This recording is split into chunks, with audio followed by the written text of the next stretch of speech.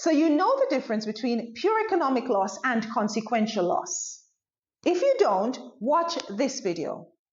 If you do though, do stick around, because while you may know that consequential loss is financial loss which occurs as a result of injury to person or property, and pure economic loss is financial loss, but financial loss which is not connected to any injury to person or property, are you familiar with the typical situations in which a claimant may incur pure economic loss?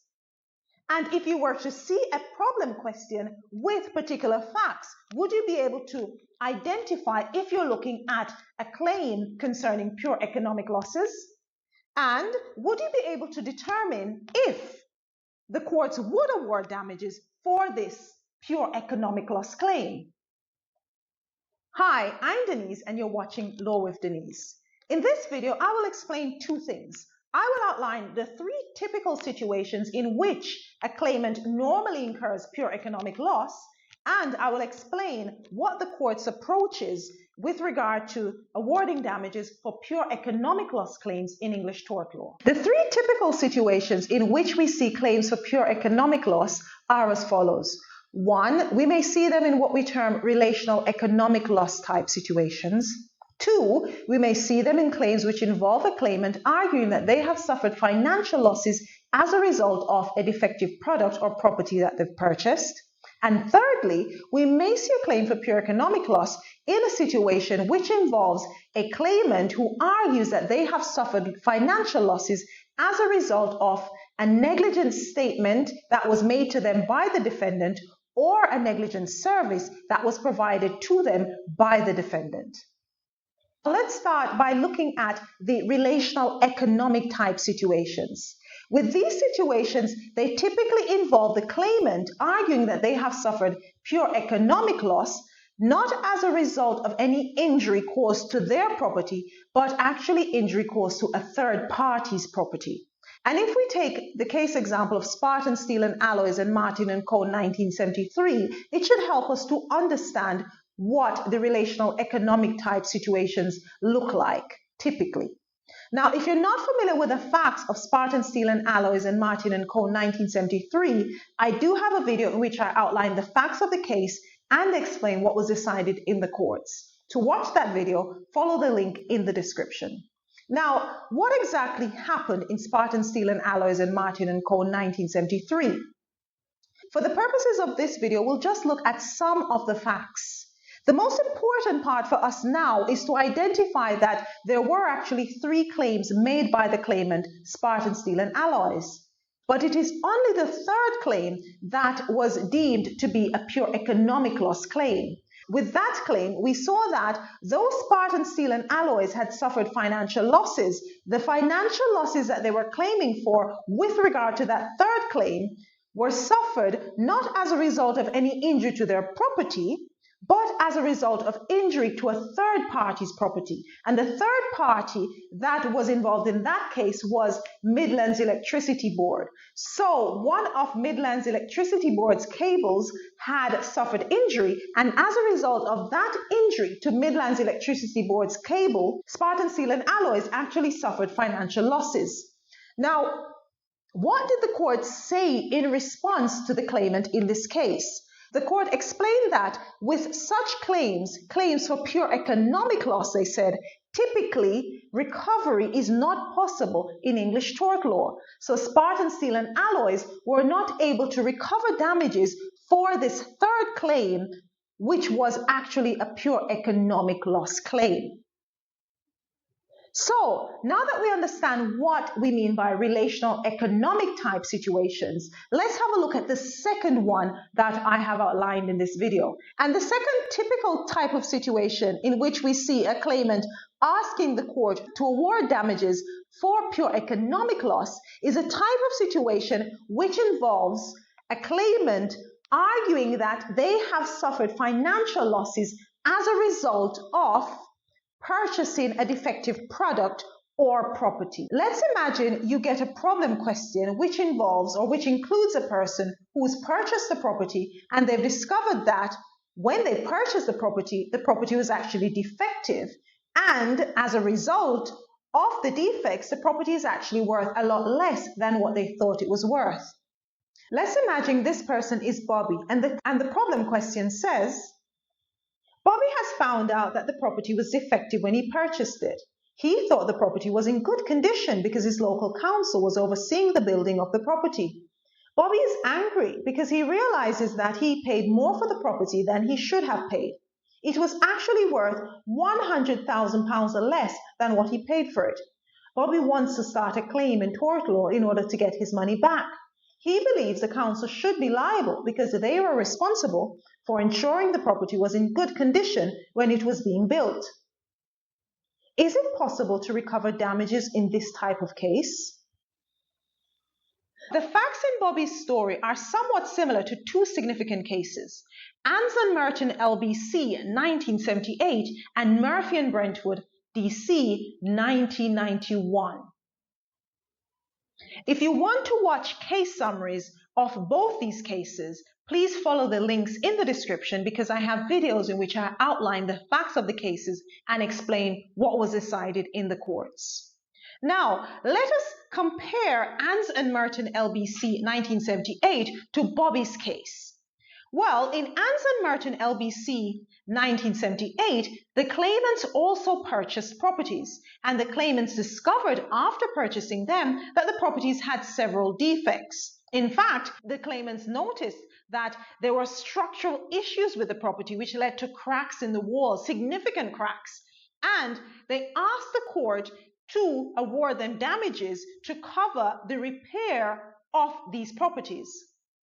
The claimants argued that the council was liable because the council had the responsibility to ensure that the properties were built to a certain standard. The House of Lords allowed the claimants in Ans and Merton LBC to recover damages. So perhaps Bobby could recover damages. Maybe not. When we look at Murphy and Brentwood DC 1991, we see that the facts are somewhat similar, but the House of Lords took a different stance. So what happened in Murphy and Brentwood DC 1991? In this case, the claimant purchased the property, and when he purchased the property, he did not know of the defects that it had. He later discovered that the property had particular defects that he could not afford to fix. He ended up having to sell the property for £35,000 less than what he thought it was worth when he purchased it.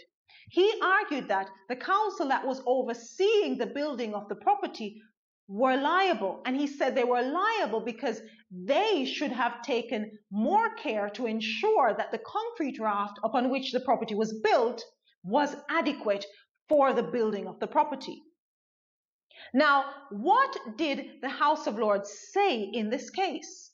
The House of Lords decided that the claimant could not recover damages, even though they had decided in Ans and Merton LBC that the claimants could recover damages. So why did the House of Lords take this different approach in Murphy and Brentwood DC 1991? Well, to understand that, we need to go far back. We need to go beyond Ans and Merton LBC 1978 to understand the law before that decision, and then we'll be able to understand why the House of Lords made that decision in Murphy and Brentwood DC 1991. So what was the law before Ans and Merton LBC 1978? Before Ans and Merton LBC 1978, the law had made a clear distinction between cases which involved losses which were a result of defective products or property, and losses which were as a result of injury caused to person or property, which were connected to a damaged property or premises or product. With the first type of situation, that is situations which simply demonstrate that the claimant purchased a defective product or property and lost money, the law said recovery was not possible under English tort law. with the second type of situation, a situation which involved a claimant purchasing a product, purchasing a property, and then suffering injury personally or having injury caused to another piece of property or product and then losing money, the law said it was possible to recover damages under English tort law. But when we look at Ans and Merton LBC, we see that the claimants really did not suffer any consequential loss, because we can't see that their properties were damaged and then as a result of the damage to their properties they suffered injury personally or another property was damaged.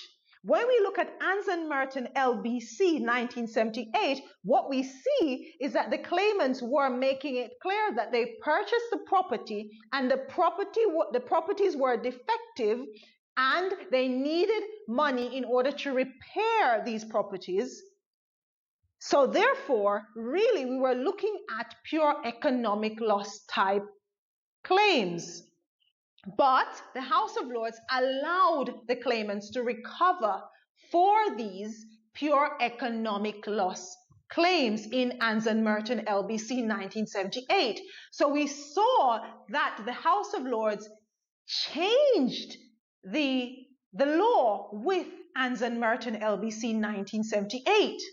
But by 1991, with Murphy and Brentwood, DC, the House of Lords were ready and prepared to make a different decision. In fact, the House of Lords made it clear that they were overruling Ans and Merton LBC 1978, and they made it clear that when a claimant can only demonstrate that they have suffered losses as a result of the purchasing of a defective product or property, that type of claim is not permissible in English tort law. So they took us back to where the law was before Ans and Merton LBC 1978. So, would Bobby be able to recover damages? Maybe not. Now, what the House of Lords also said in Murphy and Brentwood, DC 1991 was that, generally speaking, claims for pure economic loss are not permissible in English law. But there is one type of situation in which the law allows for an exception.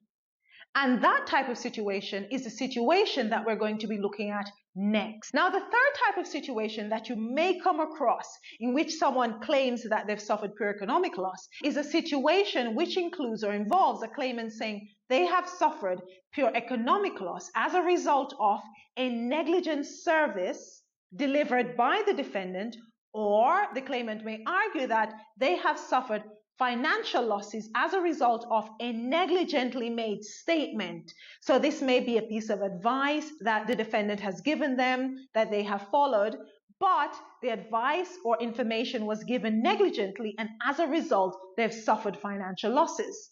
Now, if we look at Hedley Byrne and Heller, we see that the defendants, Heller and partners, provided information to Hedley Byrne, the claimants, but the information that they provided, Hedley Byrne argued, was provided negligently, and Hedley Byrne argued that as a result of that negligently provided information, they suffered financial losses.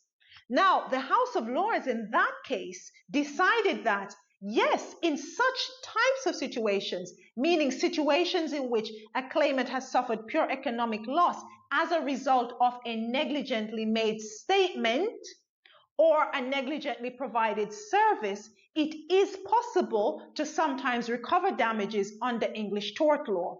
But that is the only type of situation in which a claimant can actually recover damages for pure economic loss in English tort law. So, I hope that was useful. You should now be able to identify the three typical types of situations in which a claimant will argue that they should be entitled to damages for pure economic losses in English tort law, and you should be able to identify if the claimant will be allowed to recover damages in the English courts. Remember that it is only in the cases or in the situations which involve or which include losses which occur as a result of a negligently made statement or a negligently provided service, that a claimant will be able to recover damages in English tort law. And if you're looking for more details about Hedley Byrne and Heller 1964, I do have quite a lot of videos which go into the details of this case and the principles laid out by the House of Lords. Now, until next time, please remember to like, share, and subscribe. Thank you. Bye-bye.